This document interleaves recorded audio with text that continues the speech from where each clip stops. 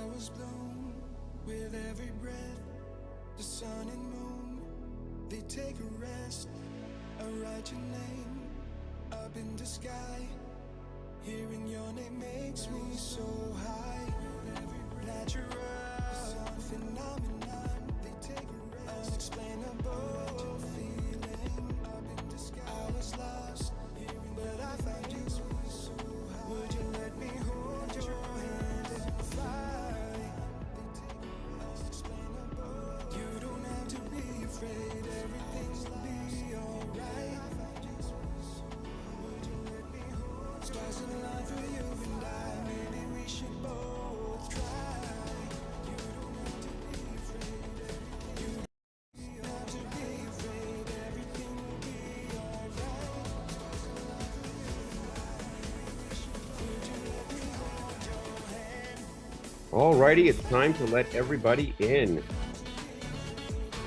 Hi, YouTube people, if there's anyone actually there. Gonna let all of our Zoom people in.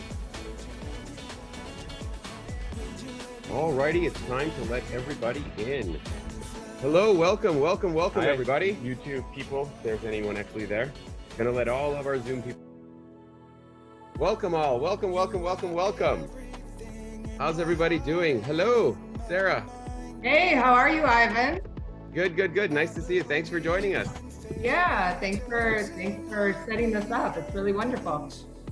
So, Sarah, you can turn your camera off for the time being, don't worry. But if everyone wants to just take one quick minute, turn on your camera, wave hello, and then you can turn your cameras back off.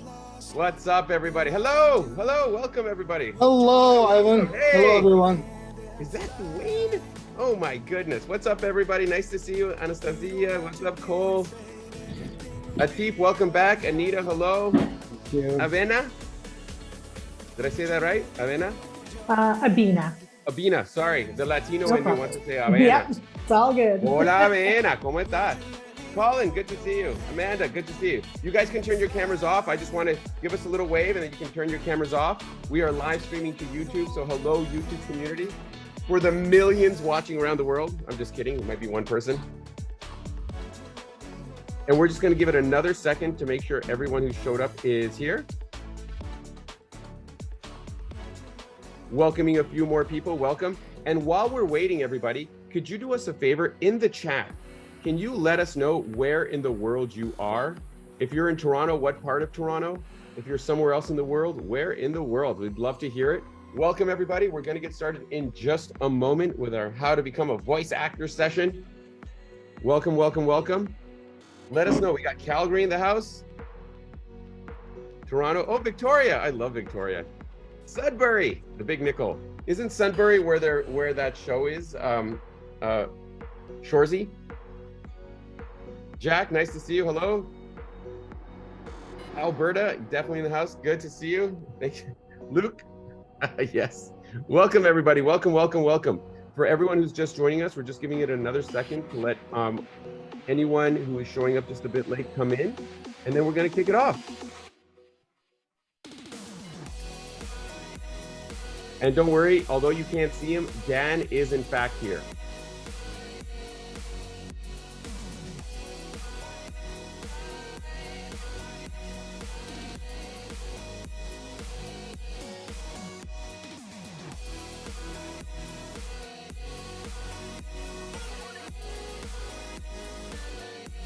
Oh my gosh, Laura Lay, you're from Kansas? Welcome. Thanks for joining us.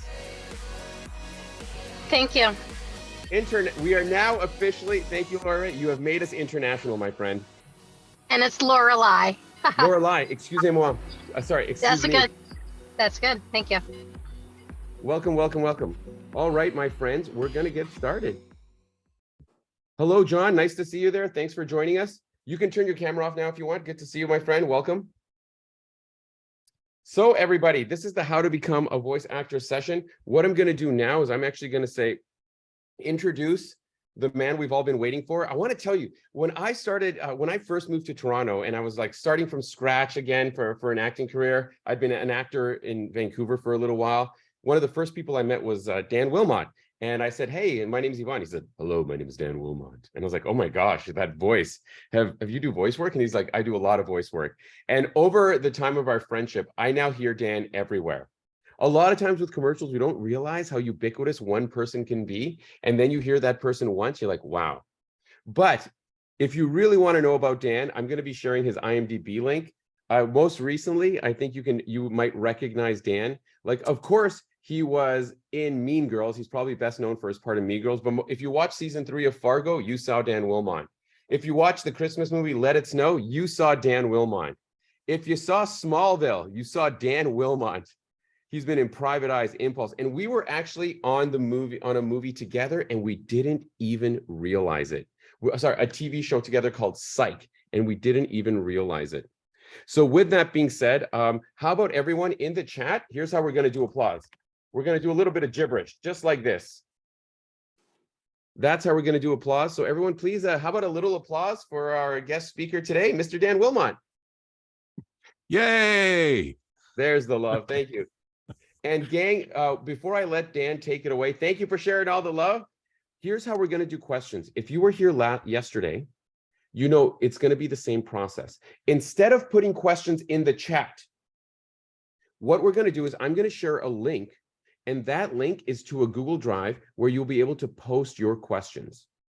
The reason we're doing this is that way we won't miss any questions. And if there's any questions we don't address in the session, Dan will follow up, make a little video for you guys. So everyone, please take a moment, click this link, scroll down a little bit and find a bullet. Click that link, scroll down and find a bullet. That is where we will be putting all of our questions. And with that, my friends, I'm going to pass the floor over to the mighty Dan Willmott. Take it away, Dan. Thank you very much, Yvonne. Yeah, Yvonne and I have been working together here in Toronto for about 10 years now. And then it was about 3 or 4 years after we knew each other that we were watching each other's demos. And we thought, I was in that. And the funny thing about that thing on Psych is that it's the same scene.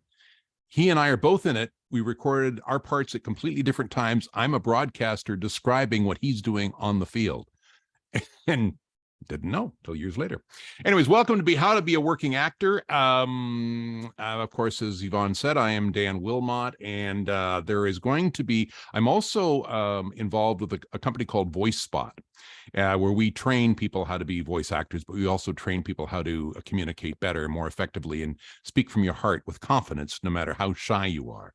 That's one of the things we set up. So at the end of this session, there's going to be a special code that you can get a discount as a thank you for listening to me talk for an hour or more. So stick around for that. What we're going to cover today is how to work from home no matter where you are. That is very important now. We're going to talk about that. Learn the basics of a home studio on a budget. That's also important. Your demo, when and how to go about getting your demo and what should be on your demo. We're going to have some dessert about halfway through, just to, clean your palate. And we're going to talk about training online. We're going to talk about training in person, the differences and why one may be more important than the other these days. Where to look for work. This is very important. And this is something that has been changing a lot recently, but also it's the way that we started 25, 30 years ago. And that's becoming more important again today. How to audition and how to make a resume. Even if you're just a little kid and have no experience, how to make a resume. So if your parents have an exceptional child, this is going to be for you. So that's what we're going to cover today. Now, as I had mentioned, there's been some major changes in voiceover. It has been happening over the last, I'm going to say 30 years, but more specifically, about the last 5-10 years, and particularly because of the pandemic, things have changed. They've changed all over, and we're going to be talking about how to utilize those changes to your advantage. When we started out 30 years ago, we were based in Calgary, and we were having a terrible time getting work because nobody believed there's any talent in Calgary. So they would hire people from Toronto or Vancouver. So we wanted to get the work. In order to get the work doing what we love to do, which is voiceover, we started creating our own work. And I'm going to talk about that later on because that's still just as applicable now as it is any other time. And it also helps you if you're in a smaller community, but it helps you anywhere. If you're in a community, if you've got a home studio, you can work anywhere in the world now, anywhere. We'll talk about that. What is voiceover? Basically, anywhere that there is a audio, there can be a voice. It can be radio, TV, movies, internet, podcasts, phone messaging, store messaging, audiobooks, documentaries. Anywhere there's audio, there can be voice. Sometimes you have to be the one who comes up with the ideas. Well, if they can do that, then they can do this. And we're going to talk about that a little bit later on. One thing to understand right off the bat, voiceover is not reading. Voiceover is sharing information to someone you know. So reading would be, once upon a time, there were 3 bears, a mama bear, a papa bear, a baby bear. They all lived in the magical forest in their house. Okay, so that's reading it. You want to get some information across to somebody that you know. How you doing, Cameron? You want to get the information across to someone you know. So if you were telling somebody an important piece of information, you say, once upon a time, there's 3 bears, a mama bear, a papa bear, and a baby bear. And they all lived in the magical forest in their house. Now, the difference is that you're communicating to someone, and that's what voiceover is. It's taking the information, putting it through your filter, and then communicating that information to someone that you know. So we're going to talk about more about that down the road. That's what voiceover is. Who should do voiceover? You should do voiceover. Everybody should do voiceover, and particularly if you're a performer. It doesn't matter if you're an actor or not. If you are a performer, you can do voiceover because you already know how to be heightened. You already know how to take some basic information, how to share that information emotionally to someone else. Even a dancer knows how to do that. A singer knows how to do that. It's the same with voiceover. Learning how to take information and transfer it emotionally to someone you know. Okay, we're going to talk about that. 2 things you need to do voiceover. You need a personality and you need a voice. If you're one of the people who've been said, hey, wow, you got a great voice, you should do voiceover. Yeah, that's part of it. But keep in mind that your voice is just the speaker. What you put through the speaker is the most important thing. And what you're going to put through the speaker is you. Your personality. That's what you're bringing through the speaker. So if you take your personality and your lovely voice, then all of a sudden you've got something because you're sharing that information. If you take your personality and you put it through your squeaky voice, that's still pretty darn unique and can still get you work in all kinds of different aspects of it. But understanding it's your personality and tapping into who and what you are is the most important. What goes through the speaker is that. Okay? Now, clarity and personality, that's you being you. Okay? It's all about being a real person in a real place, having a real experience. Again, you're sharing information to someone you know, which makes a connection that they'll retain that information. And it doesn't matter if it's a commercial or if it's an animation or if it's an audiobook or even if it's e-learning or if it's just describing something. That it's all the same. Some people say, well, I don't want to do commercials. That's selling. Don't think of it as selling. Think of it as sharing information to someone you know. That's why it's heightened. It's not that you're, buy this, it's good for you. It's more about, you're not going to believe what I found. I found this stuff. And if you take it, all of a sudden, it's got to be believable. If it's not believable, it becomes a sell job. And people will just back away from a sell job every time.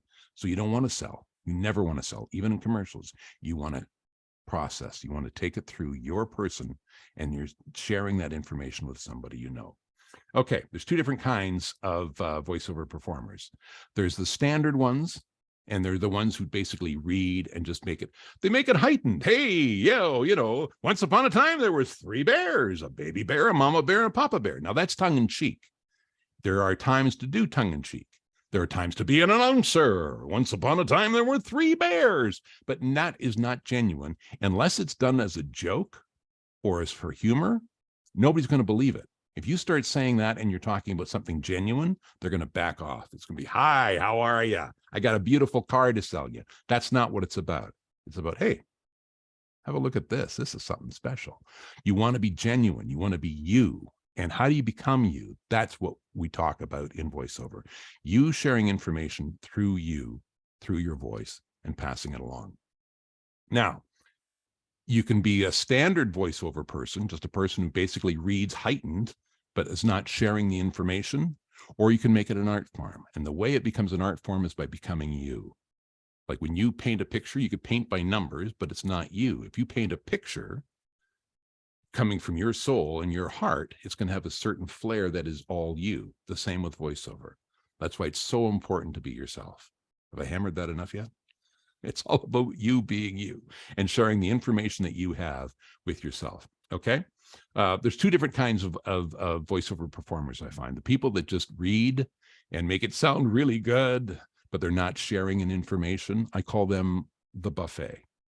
There are people that I could hire anybody on the buffet for $9.95, and that's fine. You know, I'll hire this person today, hire this person tomorrow, hire this person the day after. It doesn't matter, and they're all cheap.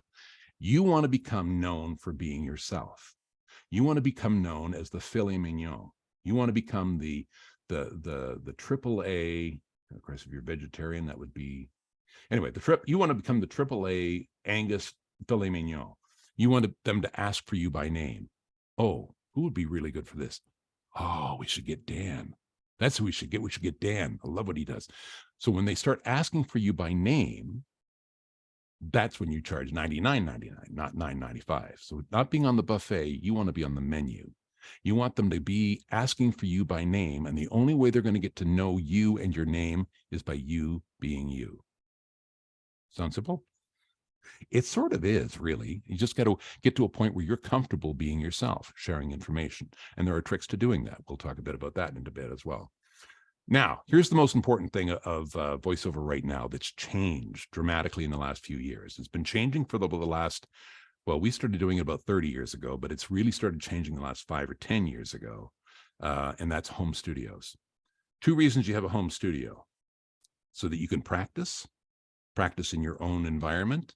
3 reasons: you can do work quicker and turn it around. And the third reason, and this is the most important reason, your competition has a home studio. There are still companies out there that are paying for studios to engineer and to do the work in the studio. But I'll tell you, it's all becoming electronic. Last fall, I had been working from home through the pandemic, and last fall, they gave me the option. I booked a job in Toronto, and they said, you can either do it from home or you can do it at the studio. And I thought, you know what? I haven't been in the studio for well over a year, so it'll be great to see everybody. So I go to the studio. I'm the only person there. There's a young fellow there who's setting up the board, and the rest of the time he's on his phone. Everybody else, the client, the engineer, the director, the account executive, there's 12 other people involved with the session besides myself, and they're all on Zoom, all of them on Zoom. I didn't see their pictures once, just their audio. That's all I heard at the end of each session. Yeah, Yvonne. Just to piggyback with that, I have way less voice experience than Dan does.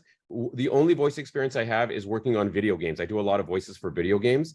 And most recently, the last 3 times I had to do it, it was just me in the studio alone with a tech, and then everybody else was virtual. I was literally looking at a screen that was like basically a Microsoft Teams or a Skype view. And the only reason I was in the studio is because we couldn't make my Wi-Fi stable enough for recording.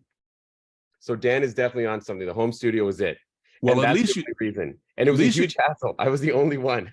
at least you had pictures. They didn't even, I didn't see anybody. It was a blank screen. I just would hear them at the end of each take. It's like, yeah, just a minute. We're going to discuss that.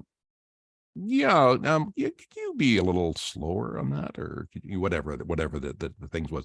But that, even the studios that are using technology are now doing it from home studios. Now, whether you have to have a full elaborate home studio initially, no, not really, because a lot of the work we're doing too is you sent the work, you sent the script, you record it, and then you send it out. They'll send back to you, yeah, we really liked it, but could you change this, and that? And you can do that work from home too. So it's a gradual process. What Yvonne was talking about is a thing called Source Connect, where I can go into my studio. It's this thing right here. I can go in there and I can record in another city, let's say Florida or whatever, and they record it in real time, and then that's great. But a lot of the work now is done, you do it at home, you edit it yourself, and then you send it to them, and they say, yes, we like this, we don't like this, we want to change this. And it makes everything a whole lot quicker than having to go to a studio, them booking a session, all of that stuff. And it's a heck of a lot cheaper too. So even the studios are not working in the studios anymore. Home studio is very important. before you say, oh God, it is a learning experience. There is a learning curve, but it doesn't have to be difficult. First of all, start putting a little bit of money away now. It doesn't cost a lot to get started in a home studio, but you're going to want to improve it as you get better at the industry. Okay. So basically, you're going to want to find a quiet space in your home, a quiet, dead space. We're going to talk about both of those. Quiet space is being away from pipes. So if there's a toilet over top of you, right in the middle of your, and then she said, you don't want to hear that. So you want to be away from pipes if you can. You want to be away from refrigerators. They're noisy as heck. You want to be away from the furnace. You don't want to be in a basement if you've got a hardwood floor over top of you and somebody in your house walks around in high heel shoes. So all of these things are things to consider. You want to keep the noise as little as possible. Find a quiet corner. If you've got a basement, that's great. It's going to be easier to find one, but then you want it dead. Okay. And dead, by deaden, I mean go into a closet, and if there's clothes around it, that will deaden the sound. When the sound bounces, you get this echo effect. You don't want the echo effect. You want that as dead as possible. So there are other ways of doing it. I have made pillow forts in hotel rooms when I've been taking a portable studio with me and I need to record it. So you can make a pillow fort. You can put some moving blankets or even just blankets and make yourself a little room with these blankets around it. That will work to deaden the sound. Walking into my best studio I've ever had in my life was a walk-in closet with my clothes in it, and it had great lighting and everything. It was just fantastic. And I had that in LA for about 2.5 years, and it was the best studio I've ever had. But there are other ways to get around it. If there's noise, things like a refrigerator, which mine here just makes terrible noise, you can turn that off. You can turn off your furnace. Furnace, you're going to want to turn back on again because you'll freeze otherwise. But that's an easy fix because you'll think, it's getting really cold. Oh, shoot. Your refrigerator, not so much. What I do now is I put a knife in the door because I always forget to turn the fridge back on. And then I'm walking around and see, oh, shoot, there's a knife. Right. And then to turn it back on because I've ruined food many times. But you can find ways to turn off the noises. So get rid of the noise, find a place that's dead, and then that's how you're going to get started. You can have a $5,000 microphone, but if you've got lousy, treatment, we call it, it's going to sound lousy. You can have a $200 microphone and really good treatment, and you're going to sound great. So it's the treatment, the deaden, and the quietness is most important. Okay, let's talk about a basic home studio setup. This is not going to be hard. I'm going to make it simple because I'm an idiot, and this is how I learned. There are people out there who know more than you do about how to build a home studio. YouTube has tons of them. Some people get very technical. That's fine. I just did it one step at a time, and this is about 30 years ago. I did it one step. Yeah, I was 10.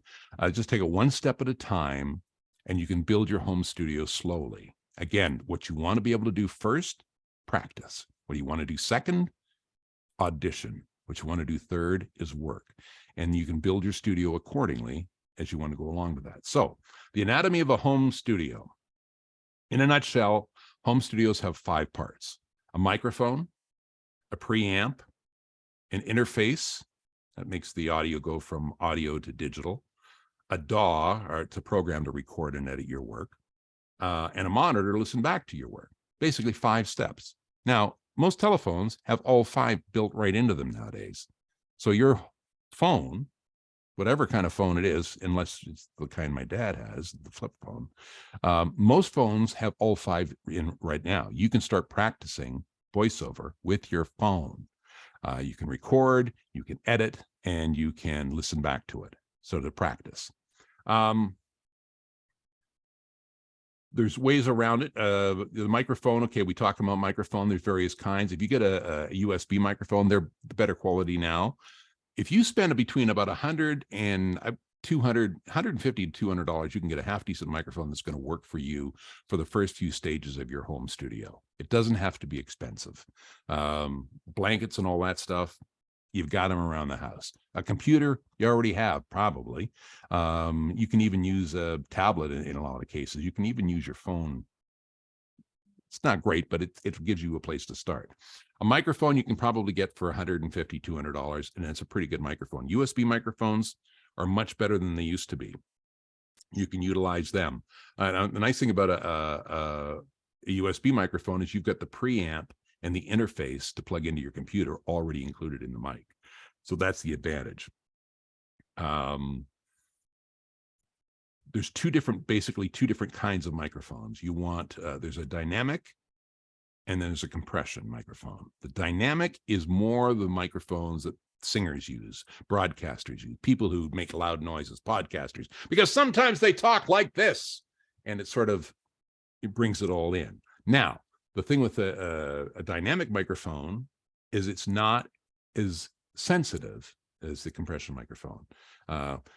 Compression microphones are something you can be very gentle to and you can get very close to, but they also will pick up. They're very less forgiving for plosives, which are popping P's, which I've done a couple times. And then, of course, then you get, you can always get one of these to help you out in that response. So if you're looking to do voiceover, you're going to want a sensitive compression microphone, whether it's USB or not. The thing is that realize it's a very sensitive microphone, so you're not going to want to yell into it. If you're going to yell, move your head away. A dynamic is more of a singing microphone, a broadcasting microphone, and a podcasting microphone. If that's what you want to do, that's great. A dynamic microphone is probably what you want, because you're going to be, you're going to be yelling at somebody, but you're going to be looking at them and you want the microphone to pick all that up. And again, you'll probably need one of these if you're going to yell. Okay, so that's your microphones. As we talked about, if you want to do a preamp and an audio interface, a USB is going to be pretty good right off the bat. If you get about $150, $200 microphone, your music store is going to be your best friend for the rest of your life. Get to know them. They know what they're talking about. If they don't, find somebody else who does. Generally, they'll be doing musicians and other things like that, but you will get some of them who know about microphones and the different types of microphones. Some of them will even rent you a microphone that you can take home and play around with for a weekend for like $5 or $10 or something like that. In Canada, Long & McQuaid is a national company here. I use them quite a bit. They have a big sale once a year too that you can get stuff for half price, and they also sell off their rental stuff. So again, get to know them. Like I say, there's all kinds of information on YouTube as well, on the internet. Look around. Usually go look at two or three different places, just so you get different ideas on the same thing, because some people really have no idea what they're talking about. Okay, the audio interface, if you've got a regular analog microphone like this, an audio interface, I use the Focusrite Scarlett. There's all kinds of different gear, but then you're getting into more expense. To start off with, like I say, a good USB microphone will solve that. You can plug that right into your computer. Again, talk to your music store about different interfaces, and as you get better and start getting better work, you're going to want better interfaces down the road, but that's something you can learn as you go. Again, take the time to learn, and if you don't know, find somebody who does, because there's people out there who know far more than we do. And we, at VoiceSpot, we even have, now that we're doing more home studio, like what we do at VoiceSpot is we teach people how to perform, how to interact, how to communicate. That's what we do. And we're also a resource. But now that home studios are so important, we're now accessing a fellow by the name of George the Tech out of Los Angeles, who I've worked with for years and years and years. In fact, that's where I go when I need to find out information, but more on that later. A DAW, a recording software. A DAW is it's just how you record, and you need it for practicing, and you need to learn how to edit as well. There are a couple that are free. The Digital Audio Workspace. Thank you. Audacity is a free program you can get. All the programs work very similarly. Audacity is free and it's easy to learn. So it's a great way to start. I like the fact it's free. Also, if you're an Apple person, GarageBand. Most Apples now, GarageBand comes along with it. And again, it's right in your computer. So it's something to play around with that you can record and learn how to edit. All the more expensive and the more robust programs all work on the same basic principles as Audacity and GarageBand. So they're a great place to learn and a great place to practice. So that's what you want to do. You want to get started. You want to get started inexpensively and just start playing around with stuff like that. Listening back, headphones. You can get speakers if you want to. If you've already got them set up for just for listening around the house, listening to music and stuff like that, great. Hook the speakers into your computer and listen back that way. Headphones are great because you can hear what you've done inexpensively. You can buy half decent headphones between $75 and $150 as well. It doesn't have to be real expensive to get started. And as I say, if you've got a speaker you can listen back to that you can just hook into your computer, great. It all works. So it's basically getting yourself started inexpensively, because as long as you're trying to look at expensive gear, you're going to keep putting it off. The idea is get the stuff, get it together for $300, $200, $300. You can get started and start practicing and start playing around. And that's the important thing, is playing around with your voice, having some fun with it. What happens if I do this? What happens if I do this? What happens if I do this? All the different aspects of it. But get started and know that you're going to be putting money away to build a better studio down the road. I helped a fellow build a studio. It was before the pandemic. So how long ago is that now? 5 years ago? And we just basically used PVC pipe, moving blankets, and he built a box around his studio. He had a microphone. I don't think it was worth that much, maybe $200, maybe. He did it, had a setup, and he started doing audiobooks. That is his full-time job now. His full-time job is just doing audiobooks. He's a stay-at-home dad. He's got 2 little kids, and he's doing audiobooks, and he's making a darn good living doing audiobooks. Now, he's just moved to Saskatoon this past summer. And in the new house that they bought, because he sold his place in Toronto and he moved to Saskatoon, they built a studio in his basement. Like, he built everything he wanted. And he's making enough now that he was able to buy the gear that he wanted. He's upgraded his gear over the 5 years. He didn't keep the same stuff we set him up with 5 years ago, but he's upgraded, and he's a pro. He's a pro, and he does this for a living. So it is possible, but do it gradually. Don't kill yourself. If you don't understand something, look it up and ask somebody. That's the way all of us have learned how to do it. And the only difference now is that it's more important now than it's ever been before. We did it in Calgary just because we had to 30 years ago. Now everybody has to, but it also gives you opportunities that may not have existed for you in your market or where you're living, even a couple of years ago. That may have all changed. Private coaching and classes, training. Training is going to be very, very important. The thing is your brand is going to be you. We've already talked about how important you being you is and what you know and who you are. That's your brand. That's what's going to make you on the menu. The filet mignon, the AAA Angus beef filet mignon, is you being you. Believe it or not, you may think, who's ever going to want to listen to me? There's something about your personality. It's the way you talk to your friends, the way you talk to your siblings, the way you talk to your parents, the way you talk to your kids. That is all a part of you. That's all genuine. And that's what's going to make you unique. And that's what you're going to start working on. How do I make that? How do I become comfortable in an unnatural situation with me being me, with all my idiosyncrasies? That's what's going to make you unique. And depending on your personality, that may also gear which way you're going to go and what kind of work you're going to try and do. We'll talk about that in a few moments too. So private coaching and classes. The thing is, every time there's a downturn in the economy, like 2006 and, the pandemic, it's that all of a sudden there's all kinds of teachers and private coaches. There's a ton of them out there. There's lots of classes everywhere. And the reason is because these are so-called voiceover people that aren't working. So they're teaching.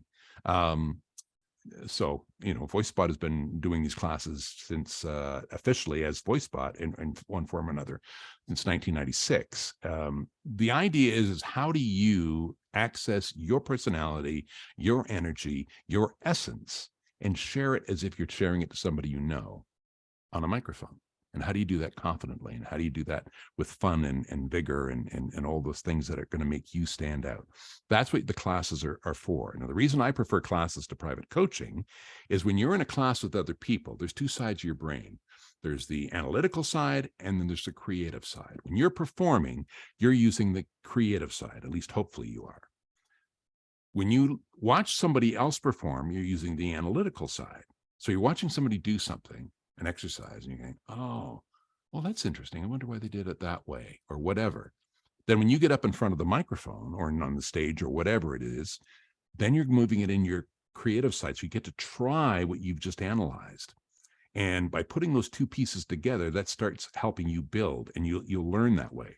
If you're in private coaching, and I do agree that private coaching is necessary, but it's more for specifics, I find. If there's something specific, you have a lisp you want to work on, if you have an issue, or if you're learning how to speak a different dialect or whatever, if there's something specific, private coaching works. The reason I don't like it for training, and I have trained people that are shy or people that are big stars and don't want anybody to know they just didn't come by this honestly, is that you're in the analytical or you're in the performance all the time. I usually get people to record their sessions together. And as you record the session, then the idea is that we will work for an hour on a project. Then you're supposed to go home and listen to it so that you can analyze the performance. Most people don't do that. So I find it takes about 3-4 times longer to learn how to do something through coaching than it does to take a class, because you've got an opportunity to do both, analyze and perform. That's private coaching in classes. Very, very important. And also it's important to learn from different people, not to learn just from one person, because they're going to take you on this journey, which is fine. But you need to learn a bit from this person, a bit from this person, a bit from this person, and then amalgamate it all together into your performance style. That's what's going to help you become unique. Take it a little bit from everybody and make it your own. Okay. When VoiceSpot started 30 years ago-ish, it was to be a resource in Calgary for performers, and because there wasn't a lot really online or anywhere else. And some of the information that was out there was a little bit dodgy. So that was the original thing. And also we wanted to train. I mean, we hadn't originally planned on doing classes, but we started to train because the few of us there trying to make work for ourselves, we started to build that. And the people in Calgary that started with us back about 30 years ago are still working out of Calgary as voice artists and doing very, very well. And they have been for a while. Now, I left because I'm also an actor. And, you know, as you grow your performance, you need to have new opportunities and new markets to work in. So what we did in Calgary at the time, because as I say, most of the work was coming from Toronto and Vancouver, we had to learn how to audition in Toronto and Vancouver for work for Calgary. But also we started creating ideas on how we could work in Calgary. And a lot of those principles are now principles that we can use with the whole industry the way it's becoming. The idea is find and we're going to get more into this in a few minutes, but find people you know that you can help out by doing voiceover. For example, what job do you already have? You already know about the business. You already know about the people. Maybe they're going to be doing a demo. Maybe they're going to be doing a corporate video. Maybe they need a phone answering machine. There's all kinds of things with the people you already know that you can build a business on. We'll talk more about that in a bit as well. Demos.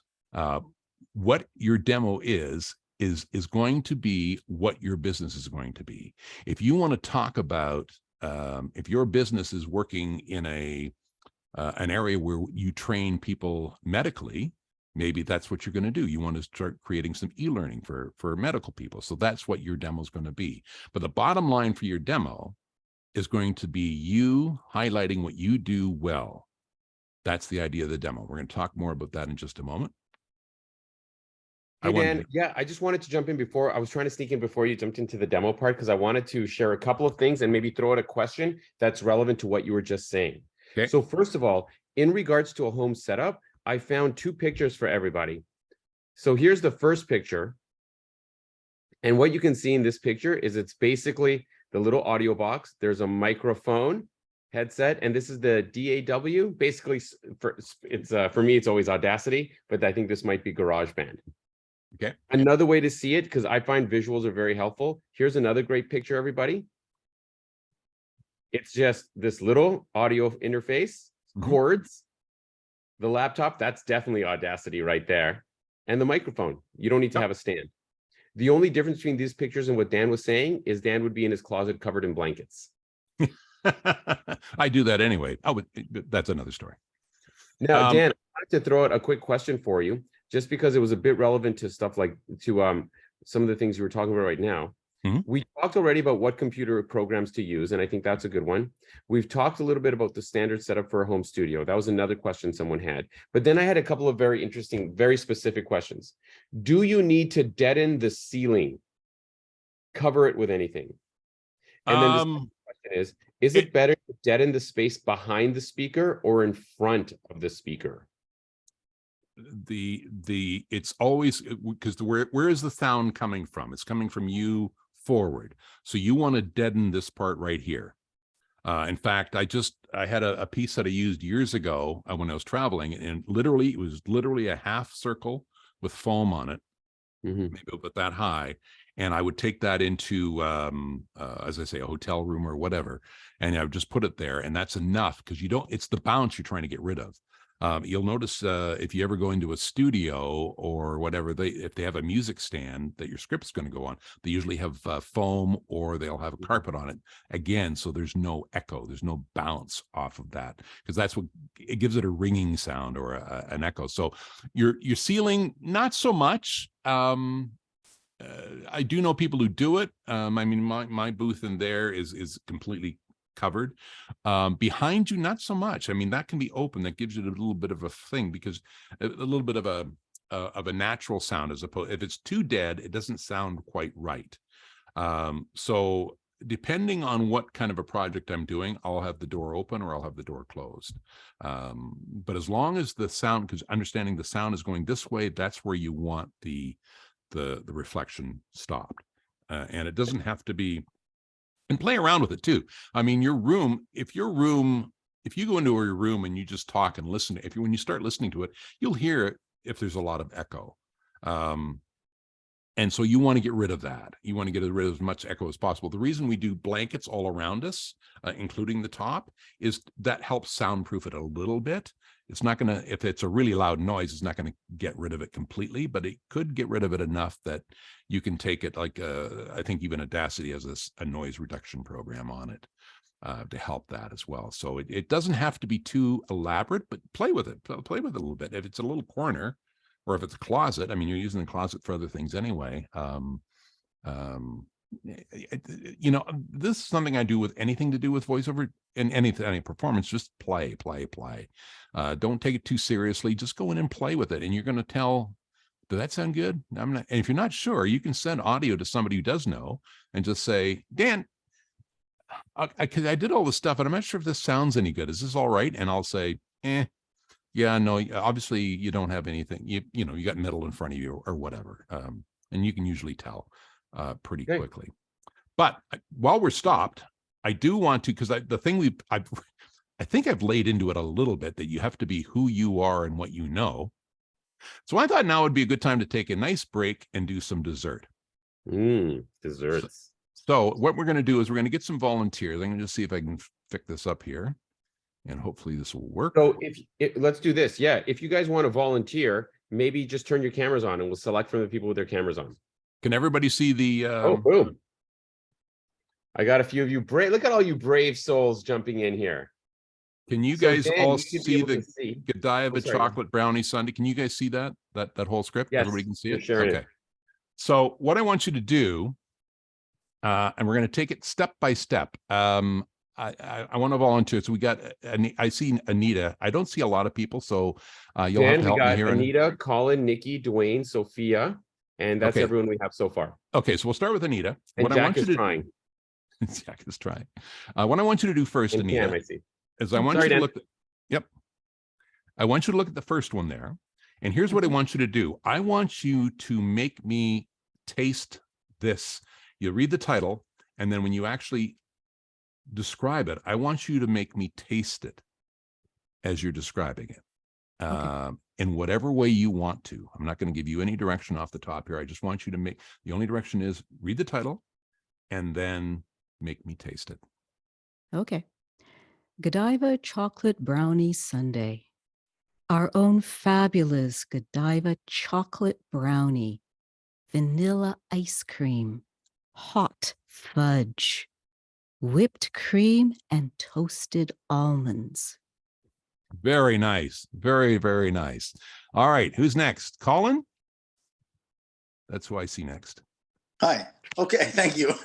Hi, Colin. Now here's what I want you to do. The same one.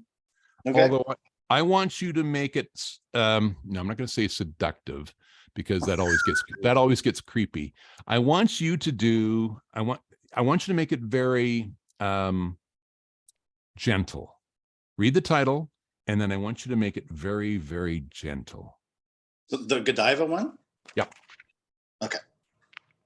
Sorry, because I'm working from my phone here, so I gotta make it bigger a little bit. No, don't make it bigger. I want you to make it gentle. I want you to think gentle. Very, very gentle. I gotta make it bigger to read it because my eyes are. Oh, I see what you're saying. Okay, yeah. Okay. Okay. So make it, sorry, what did you say again, please? Gentle. You're making it very, very gentle. Okay, I can do that. Godiva chocolate brownie sundae. Our own fabulous Godiva chocolate brownie, vanilla ice cream, hot fudge, whipped cream, and toasted almonds. Nice. Very good. Let's go down a little bit here. Okay, down to limoncello here. Next Up is oh, Dwayne? sorry, Dan. I'll keep track if you want. Yeah, if you keep track, that'd be great. Yeah. Next up, we'll have Dwayne. Okay. Dwayne, limoncello, and I want you to make it your own, whatever that means. Okay. Layers of vanilla cake, lemon mascarpone cream topped with strudel or streuse sauce that you like, and served with strawberries and whipped cream. You want another go at it? I didn't know how to pronounce those two words. Is it mascarpone? Mascarpone? Mascarpone? Mascarpone? Mascarpone. Mascarpone. Mascarpone. Strauss. Mascarpone. It's Italian. And then streusel was right. Strudel? Okay. Streusel. Oh, thanks, Jack. Mascarpone. All right, let's try again. Mascarpone. Yeah, sorry. Okay, make it your own. I mean, you did make it your own. That was good. I want you to just make it your own again with the right words. Okay. Layers of vanilla cake and lemon mascarpone cream topped with strudel and served with strawberry and whipped cream. Nice. Okay, next one. Who's next? We're going to go to tiramisu. We have Sophie, Madame Sophie. Sophie. Now, hello. Sophie, I want you to be as close and as quiet as you possibly can. You're almost whispering. Just use a little bit of voice, but almost whispering. And take your time with it. The tiramisu? Mm-hmm. Yes. Tiramisu. Italian custard made with mascarpone, whipped cream, lady fingers, marsala, and coffee liquor, topped with whipped cream and ground chocolate. Okay, I want you to do it one more time. And each one, it's almost like each one is a question, but it's not a question. It's an up inflection on each one. It's like you're anticipating the next one. So each one is you're anticipating the next. Does it make any sense to you, what I'm saying? So you're anticipating. I don't want to give you a line reading, but you're saying the first one, but then anticipating the next one, and then anticipating the next one, and then anticipating the next one, and then you bring it all together with the top with whipped cream and ground chocolate. Does that make any sense? Okay, I like your answer. Build I'll it. try. But yeah, it's building it, but it's anticipation. You're building anticipation each time, and then you bring it all together with the topped with whipped cream. Tiramisu. Italian custard made with mascarpone, whipped cream, lady finger, marsala, and coffee liquor, topped with whipped cream and ground chocolate. Very, very nice. Very, very nice. Let's go down to Merci, Sophie. Next up is Mr. Jack Cox. Okay, Jack.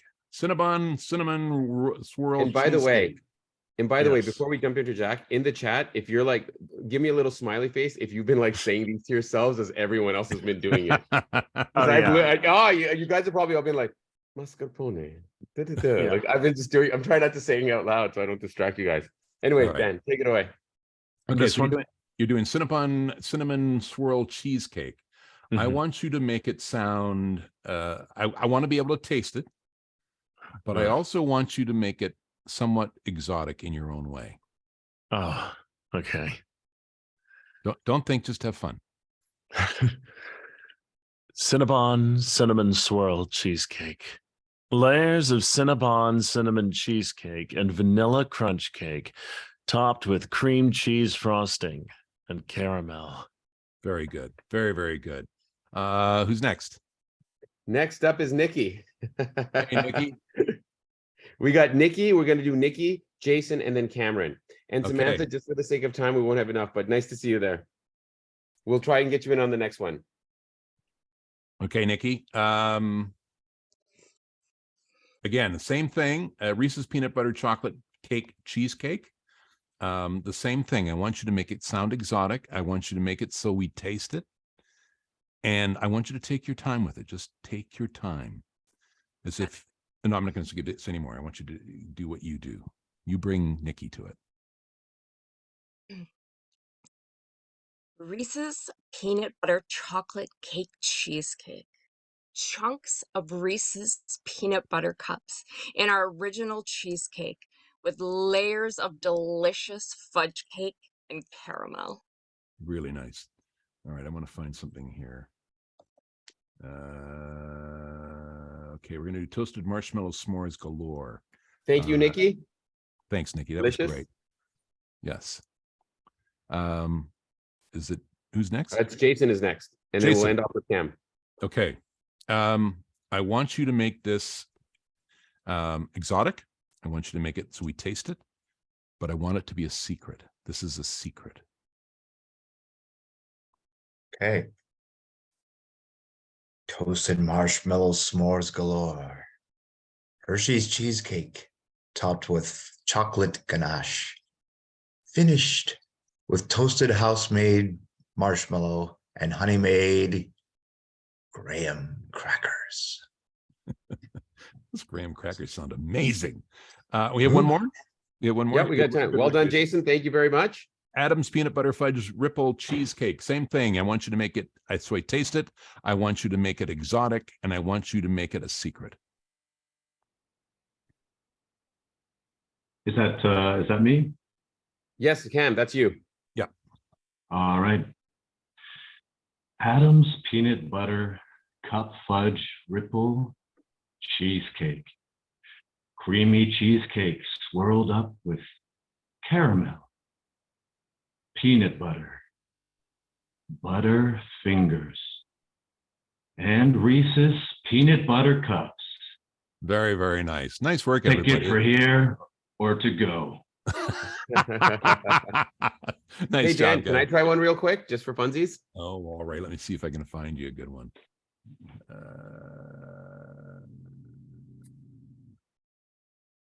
Oh, wow, you have so many of these. This is a really good exercise. That's why. Peppermint bark cheesecake. Okay. And I want you to make it your own. Okay. Peppermint bark cheesecake. White chocolate cheesecake swirled with chunks of chocolate peppermint bark, topped with white chocolate mousse, and finished with chopped peppermint. Available after Thanksgiving through the holidays. Nice. Very good. Very nice work, guys. How do we get out of the I'm going to admit that person. So you can stop sharing screen, and everyone, you can turn There we your go. cameras off. And everybody goes, nice job, guys. The thing is with things like that, I mean, yes, bring yourself to it, but also don't be afraid to play with things like crunchy or swirl or, mousse, play with alliterations, play with sounds, play with, making things sound like, crunchy or stuff like that, because that'll also enhance, you sharing that information with people. So now that we've talked about how you sound like yourself, we're working on the demos here. So on demos, you want to bring what you bring to the table in your demo. A demo does not have to be long and drawn out. It does not have to be full commercials. It does not have to be things you've already done. It can be things but it should sound like you. Like, the thing to be aware of is going to a place that does demos and they make you sound fantastic. That's great, except when somebody hires you, if you can't recreate that becomes a deficit in your corner, because they're not going to hire you again. They're not going to bring you in for an audition or even to hire you. So you want to be able to create things that you can create at home, that you can do in your home studio. And regardless of what it is you're trying to do, what your business is going to be, if you're going to start doing narrations for the company you currently work for, maybe get some of those scripts that they've been using already, that they've got Bob in the back office doing, and he sounds horrible. Or even getting what Sheila does on the answering machine. That sounds horrible because they have no idea what they're doing. They're just reading the script. So if that's what you want to do, starting off with, I mean, you're going to need a different demo for everything you do. If you're going to do commercials, you'll need a commercial demo. If you want to do animation, you're going to need an animation demo. If you're going to do documentaries, you're going to need a documentary demo. You need a demo for everything. So don't make them long, make them short, get them to the point. You only need maybe on the shorter things like commercials, animation, things like that, you only need about a minute at the most, like 45 seconds to a minute and a half at the most. And just use little snippets. You don't need things like addresses. You don't need things like, downtown Toledo. You don't need stuff like that. You just need to talk about the emotional things of you sharing information with somebody you know. That's the part you need. So about 8 to 10 seconds. You put those together, different ones. So you have one where you're excited. You have one where you're sort of sensitive. You have one with that maybe that you're a little stern, or you're maybe, listen, this is very, very important and you need to hear this. I mean, you need to have those different emotional states, but it's still you sharing information with somebody you know, regardless of what the demo is going to be. Now, there was a time, and there still is now in a lot of places, where they do demos in a studio.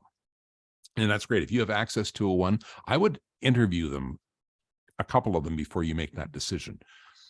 Now, because of the way things are, if you can record a good quality audio, you can take the pieces together and send them to either a studio or somebody you know who knows how to do some engineering, some editing, and they can put it together for you. If it's for something at your business, it doesn't have to be all bells and whistles. It's just basically showing them what you can do with the scripts they already have.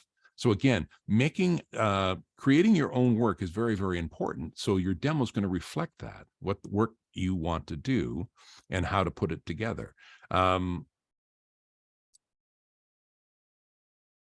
If you do go to a studio and you've interviewed them, make sure that the demo that they come out, and don't be afraid to tell them how you want it differently. Make sure it sounds like you. Don't make it something that sounds fantastic. I've had so many demos sent to me where the studio or the client has said, listen, can you redo their demo for them? They don't sound anything like this. You want something to them to be able to tell who you are, what you can do, and what you can bring to them. You're trying to solve their problems for them. So start thinking about it in that way. You're trying to solve their problems. The better you can solve their problems, the better it's going to be for everybody. Okay. This is really a brief thing on demos, but it's just figure out what you want to do. Keep in mind, you are running a business now, and how can you get them to know what it is you can do? You're going to need some training so that you're able to get that out there, so that you're able to be confident being yourself, sharing information to somebody you know. But practice, and that's why it's so important to have a home studio. You have a home studio if you've got a phone, so you can practice now. Next trick is start reading everything you know out loud. And the reason you do that is because when you read to yourself, you're using one part of your brain. When you're reading out loud, you're using a different part of your brain. You want to be able to read out loud and comprehend what you're reading as you go along. If you're doing anything that's long form, even commercials, but documentaries, narration, audiobooks, anything like that, you're going to need to comprehend, because it'll keep you from starting and stopping all the time. So start practicing reading out loud. Read everything out loud. Listen back to it. Okay, did that sound like I believed what I was saying, or is it sound like I'm reading? And you can do that on your phone. We've talked about this already a bit. Where to look for work? You can look for work anywhere. Anywhere there's audio, there's potential for you to work there. I went into a Canadian Tire one time, and they had some kid saying, on aisle 3, you'll find lawnmowers at half price. So I went in and proposed, well, what if I did that for you? And I, so many per week, you would pay me so much. And I did that for 2 years, just going home, recording it, their messages, and they would just play it, and they had it somebody sounding professional. Now you hear it all the time. There's music and all, and there's like radio stations and in stores, and it's Shoppers Drug Mart and different places like that. But back in the olden days, they had some kid just reading it on a microphone. So if you hear that type of thing, there's a potential for work for you.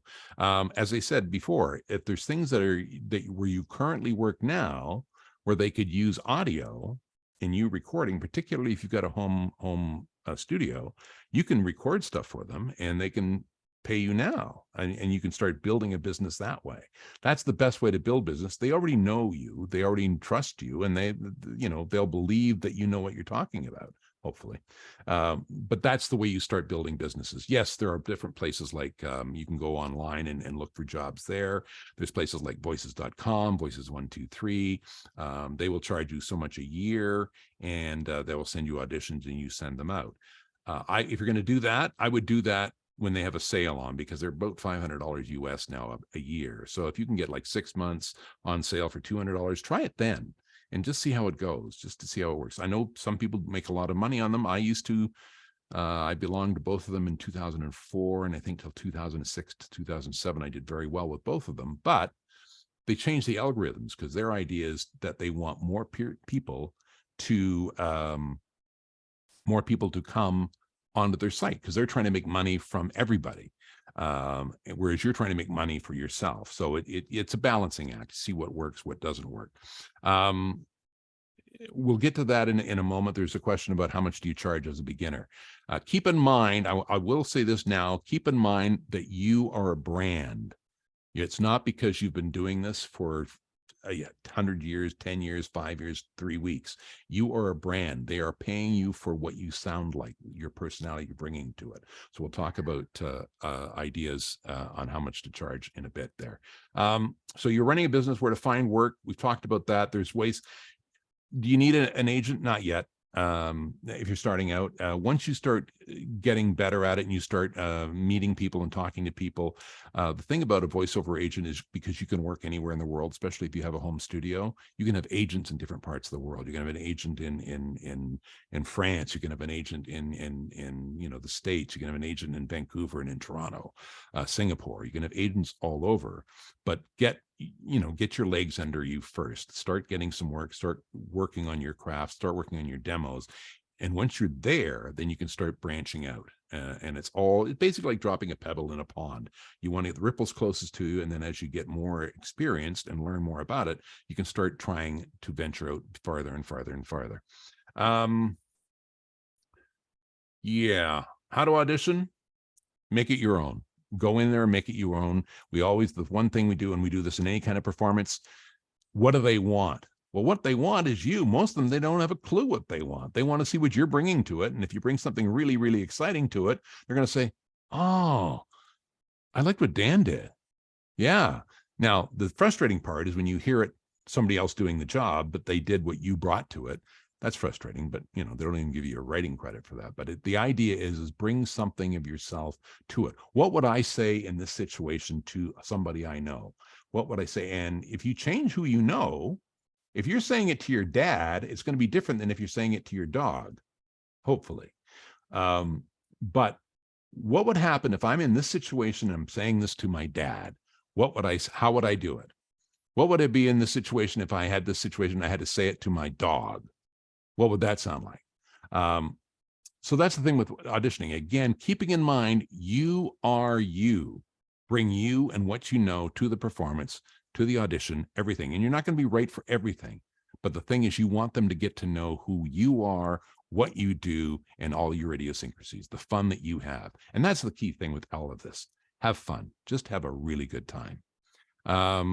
Are we ready for questions now? I mean, I've got a couple more things I want to talk about.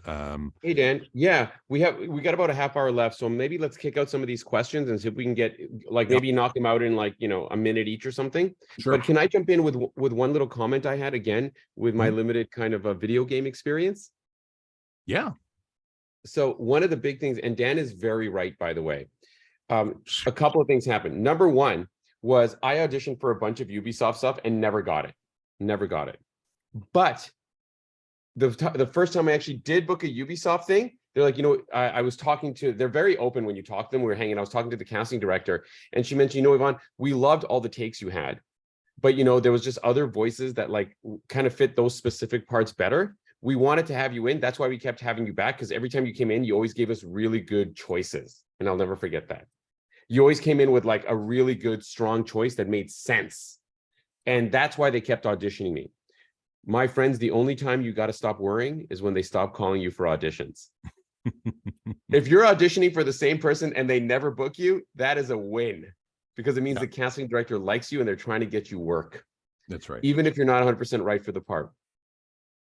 So with that being said, thank you very much. I got a courtesy clap. Okay, I'll give you one too. Let's go through some of these. So there was one question that, is there a way to put two microphones into one interface? I've had issues getting the other one to go.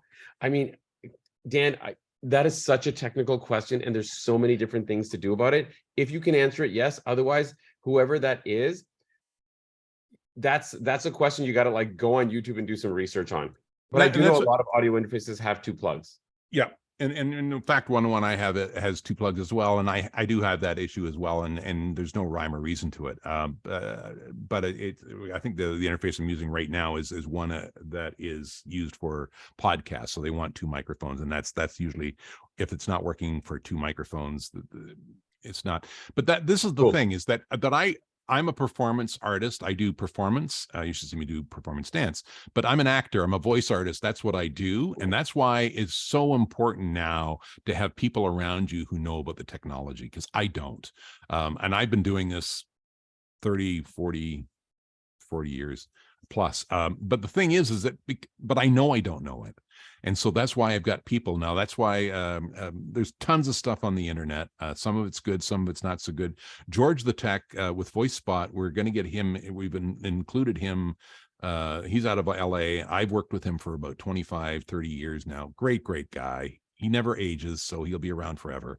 But he knows this stuff, and he's posted tons of free videos. Now he's creating a website because he finally realized he probably has to make a living at this. He does locally to help people with their studios, but that's the thing, is find people, get to know the guys at the Long and McQuaid in your neighborhood, if there is one. If there's no Long and McQuaid, there's other music stores that you can get to know them. Because that's the type of thing that you're going to need. You're going to need to build a team, and one of your team is going to be the technical people. You don't need to know everything. Just bring what your strengths are. Get somebody else who's smarter than you to do the other stuff. And Dan, maybe perhaps with your friend, your colleague at VoiceSpot, maybe if you guys check out voicespot.ca, Dan will make a post if they're ever going to do a session, or maybe you guys could run something like this. We're going to have a page on it, and we're going to do something very similar to this. Is George the Tech? He's the guy. George Whittam is his name. He's just starting up he's doing the beta of his website now. We're going to have a VoiceSpot page on it, so anybody who comes through our program will actually get discounts through George the Tech. But that's coming. That's something that we realize, that home studios are so important now. And each of the people that work with me at VoiceSpot, we built our own home studios over the last 20, 30 years using people like George and other people to help us, because like I say, all we want to do is work. We just want to do voice work. And yes, we have to know how to edit. Yes, we have to know how to mix. Yes, we have to know how to do this, but we don't have to know how to do it well. And if you're doing a lot of work, like there's people that I know who do a lot of audiobooks, they just hire people to do the editing for them, because they're making more money performing and reading than they are editing. Yeah. So they hire somebody else to do it. So the next question is, oh, sorry, Dan. Just know your strengths. So the next question is, do you need an agent to get voiceover audiobook work? And I think the answer to that is yes and no. Dan, before you jump in, can I just share a few images? So gang, certainly if you want to do union work and kind of high quality work, sooner or later you are going to need an agent. And I'm going to let Dan talk about that. But I just want to share a couple of resources for all of you. Okay. This is mainly for non-union work where you represent yourself. So can everyone see my screen here? Voices 1, 2, 3. These are paid services, by the way. So voices, I think you have to, this one's either you pay every time you submit to audition, or you pay an annual fee. If not, there's this one, which is voices.com. Again, it's either an annual fee or you pay for every submission. There is Upwork, which is just a freelance website, but you can post yourself there as a talent, find talent. People do it all the time. Many, many years ago, I booked my first voice gig here. It wasn't a lot of money, but it was experience. And then lastly, this is an Amazon service. If you want to be like a voice, an audiobook reader, this is a service that you can do in Amazon. And these are all self-represented non-union work. Don't expect a lot of money, but they're all great places for experience. Yeah, and the other thing too about the voices.com, voices123, I did mention them earlier. They do have information on there. You can post your demo on their sites even if you're not a paid member. If somebody happens to find you, they can still offer you work, but it's very, very rare.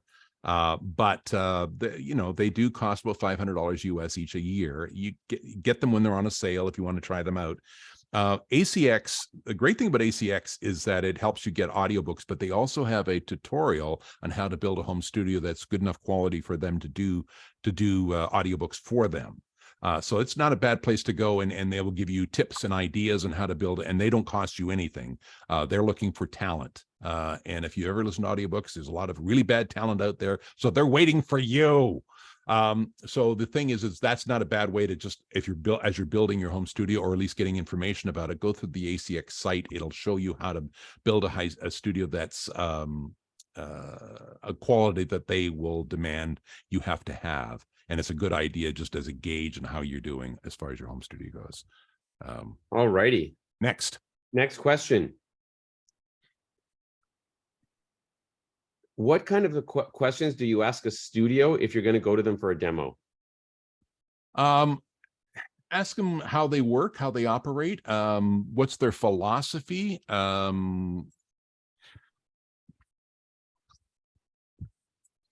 There's some I don't really respect, and there's some that I do. And that's hard. Do you have a list anywhere that they could find like good studios, Dan?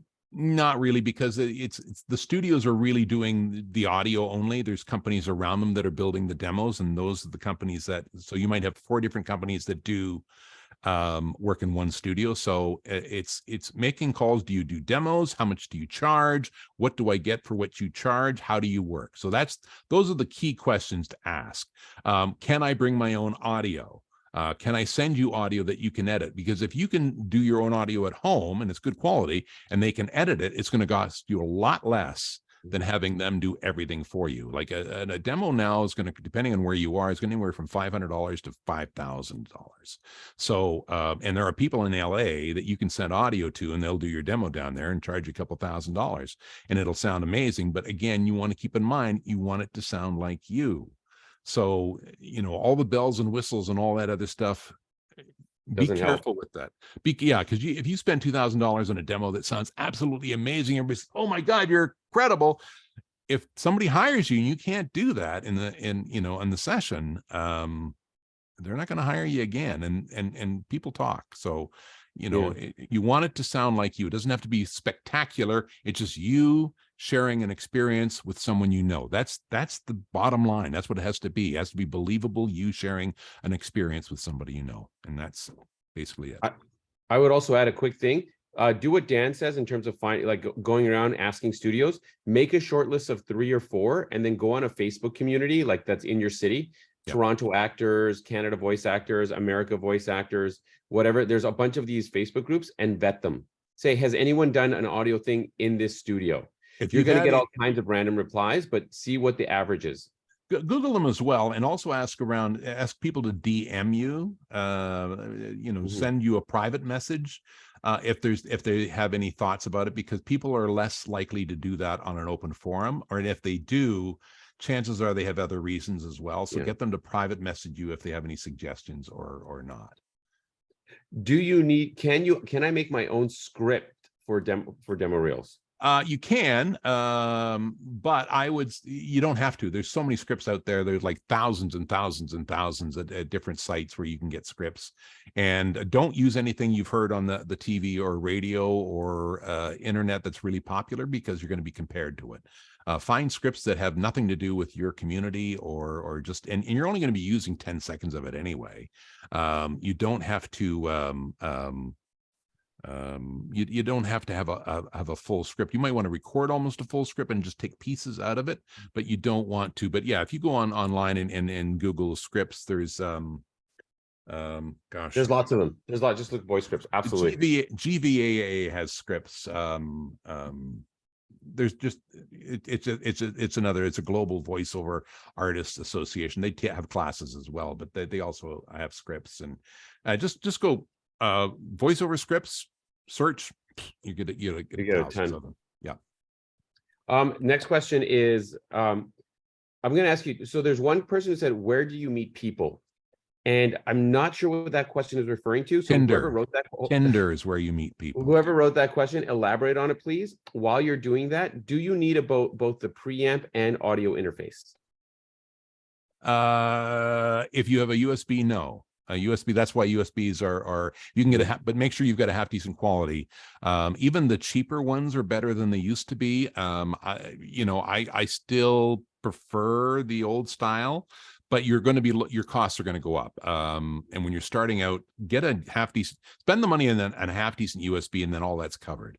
And again, work with your music company or the Long and McQuaid's or whoever is in your neighborhood, and even go online and search them out. If you're looking at different microphones, like I say, I know Long and McQuaid, I think it's $5 a day. You can like rent 2 or 3 different microphones, take them home, $15, play around with them and see which you like the best, and go back and say, what are the advantages.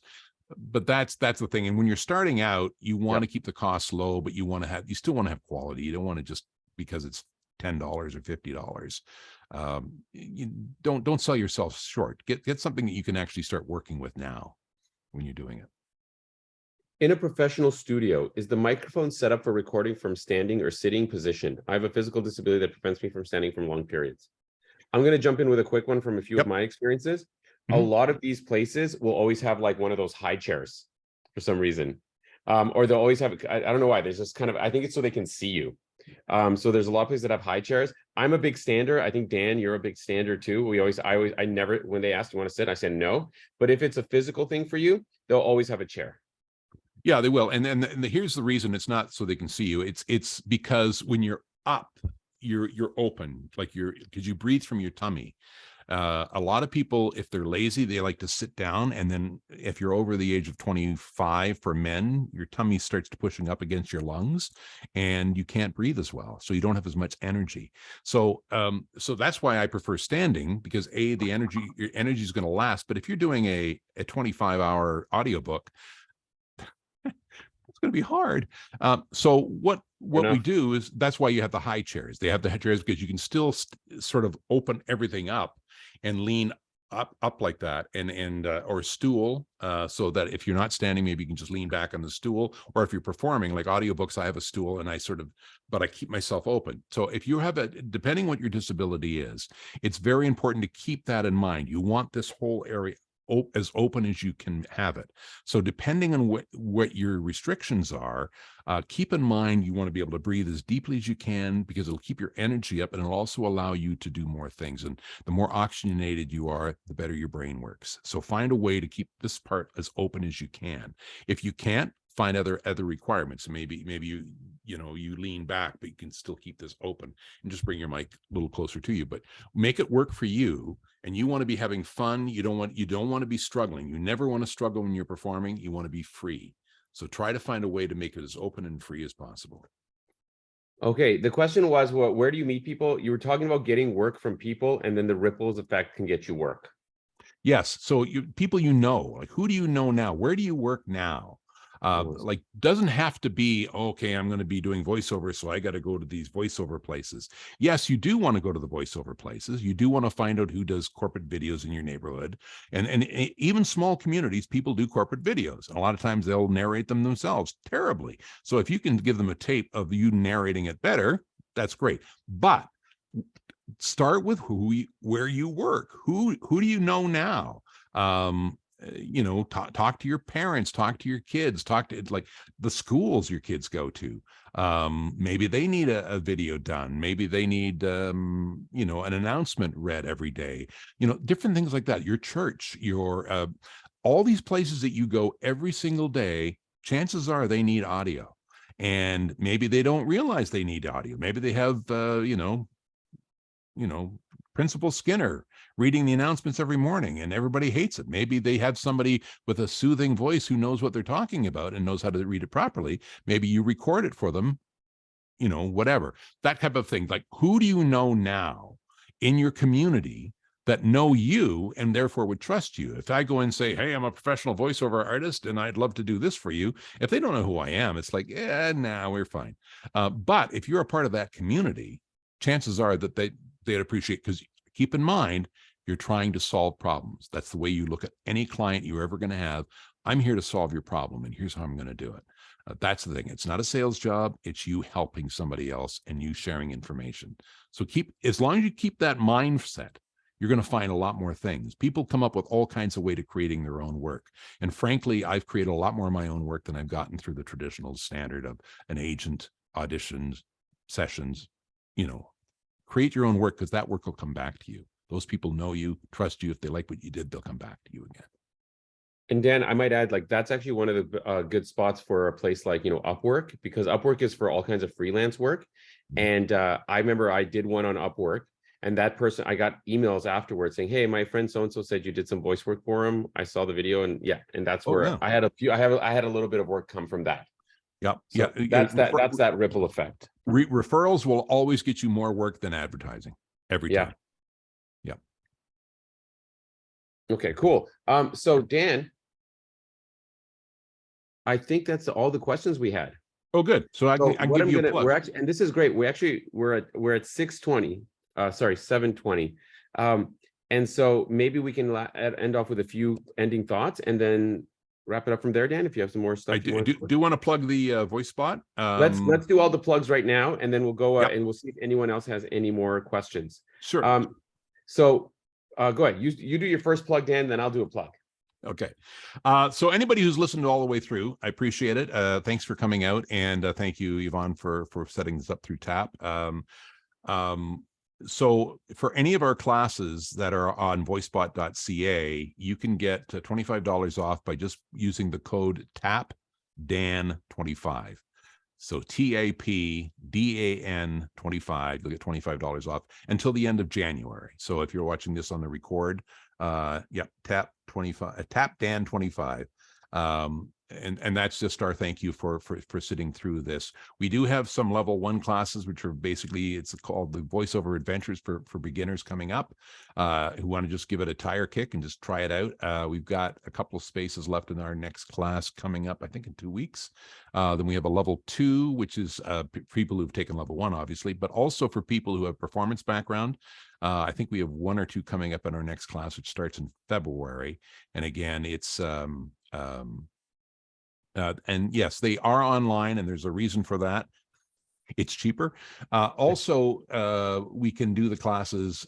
We don't have to be restricted to how many people are in each city. So we're doing classes in Edmonton and Calgary and Regina and Toronto and Montreal, but we would always have to have a minimum of 6 people. Or we'd have more when we're in person. And the other ones too is now that we're doing them online, they're smaller classes, and we found that people anywhere in the world can now take these classes as long as you're, don't mind getting up in the middle of the night or early in the morning or whenever it is. But those are the classes coming up. Go to our website. There's other classes. I also do a voice gym every month. Every Wednesday, middle Wednesday of each month. It's $75, and you can work on, you can either bring stuff that is a problem for you or that you want personal coaching on. We take a maximum of 6 people in that as well. And you get a minimum of 20 minutes of one-on-one coaching. And if you're working on scripts for a demo, bring them as well. And if you don't have anything, you just want to do it a la carte, I bring a specific teaching item each month as well. And we also have a audiobook version of that, which is an audiobook workout at the end of every month with Dawn Harvey, who's a world-renowned narrator, and she also teaches our audiobook class. Now, the gym and the audiobook workout, you do not get $25 off of those, because we don't charge a whole lot for them as it is. So, but any of the regular classes, that's where you get the TAPDAN 25. So there's my shameless plugging. Cool. And so, gang, as you know, this is well, thank you, Jesus. We'll address your question in a minute. This is all kind of a big production of what's called the Actors Place. I know some of you might have heard of it. Want to share really quickly before we get to our last few sentences exactly what goes on at the Actors Place. Tomorrow is a free trial session. So one of the best ways to do it is sort of like the Matrix. You have to experience it for yourself. I'll be running a free trial session. Essentially, if you've ever been to an acting class, it takes the acting class format and reverses it. So instead of sitting down for 4 hours and watching for most of the time, you're working, performing, or rehearsing for most of the time. It's the difference between taking a class and going to the gym. We're not necessarily teaching acting, we are practicing acting by constantly working. Most people say the time goes by way too fast, even though it's 3 hours long, because you're working so much or performing so much. Tomorrow's a free session. If you want more questions, if you can't make it tomorrow, don't you even worry about it. Here is a couple of little quick resources for you. Number one, go to our website. We literally have the acting gym and everything there. We have a blog with tons of information. And if you ever want scripts, we have a whole database of scripts that you can use for scenes, dare I say, for the occasional voice demo if you need to. And it's all available here at the Actors Place. You can also check out our meetup right here. This is our meetup group, and you can see all the upcoming meetups we have when you scroll down. And we have in-person sessions every Friday in Toronto and online sessions on Thursdays. Saturday, don't you do the in-person on Saturdays? In-person in Toronto on Saturdays, and Thursdays is online. And gang, you can find all the information at theactorsplace.org. All right, let's get to our last question for today.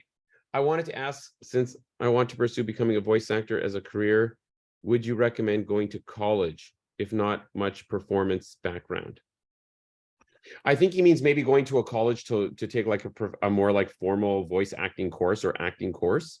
Yeah, the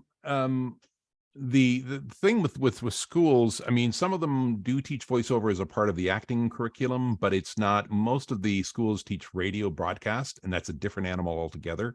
I have to train people who do broadcasting how to do voiceover after they've done broadcasting for many years because they get bad habits.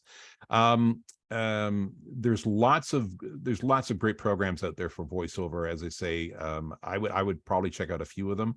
If there's a voiceover program at a college near you, by all means, give it a shot and see what happens. Like I say, the more information you can steal from different people, take it from them. Like take the information and make it your own. What do you do? But yes, definitely acting is going to help you because it helps you get rid of the inhibitions so that you can open up, so you can share. It's not about being somebody else. It's not being dramatic. It's about you learning how to be real. How do you, being confident, being yourself in an unnatural situation. So being natural in an unnatural situation. Improv is going to help you as well. As scary as that is, it can be a lot of fun too. But that also will help you in any kind of performance, whether it be dancing, acting, or voiceover.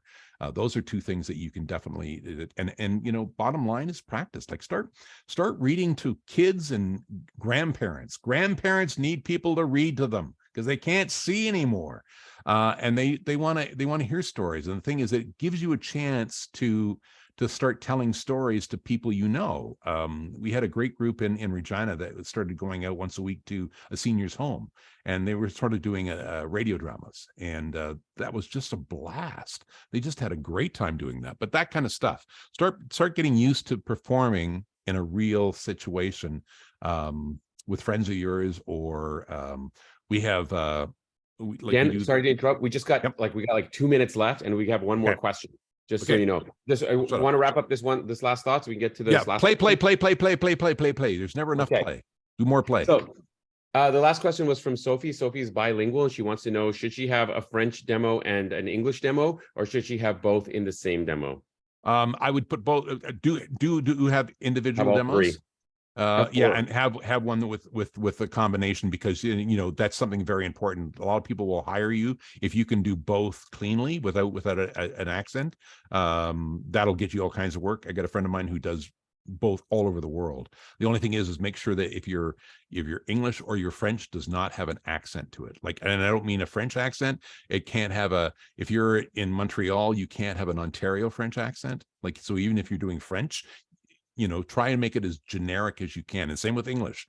Try to make it as generic as possible. It can't sound like it's a Cape Breton English or a Texan English. It's got to sound Midwestern. Same thing for French. Got to sound that my buddy who does that professionally and does very well took him a long time to learn how to be generic. And if I might add, Dan, I have about like 6 demo reels now. So I have a normal generic English demo reel. I have a demo reel where I'm speaking English with a Latino accent because I do a lot of Latino work. I have an all Spanish demo reel. I have a mix just in case for like the generic. I have, and I think I have a French one too as well, Sophie. So I have a bunch of, and they're all like 30 seconds, if that. They're all like boom, boom, boom, boom, boom. And if you can have a website or someplace or a YouTube or whatever, that's exactly what I do, where you've got them all listed, because you can't, let them have a choice. Like, you should see my on camera. I've got everything I've ever done on camera, so that if they want to see the whole demo, it's one thing, or they can just look at specific comedy. Okay. Drama. Okay. Whatever. And the same with voice demos, have them all so that people can listen to whatever they want to hear, because they want you to solve their problems.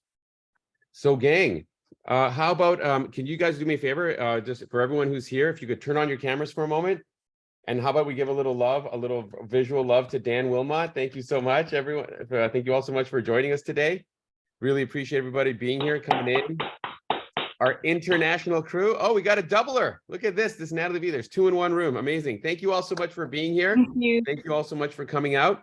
Dan's website is voicespot.ca for voice training. You all got here because you went to the Actors Place meetup group, so you all know all about that. Tomorrow's our free session. Thank you all very much, everybody, and have a good rest of your day, evening, or afternoon. Thanks, everybody. Bye, everybody. Thank you. Have a good one. Cheers. Thank you. Happy New Year. Bye. See you. Good night. Bye, everybody. Take care. Yeah, thanks again. Hey, by the way, are you going to be able to send this recording? Yeah, I'm going to send a message out. This was live streamed on YouTube, so it'll be on our YouTube channel. Go to the Actors Place on YouTube and you'll be able to see the recording. It's also on our Facebook group. Okay, awesome. Thank you. No worries, guys. Thanks. Good Glad question. you made it, Colin. I should have mentioned Colin. I should have mentioned it. Thanks. It's all good, man. Thanks, Dan. Great job. Appreciate it. Thank you. Bye, everybody. Bye-bye. Bye.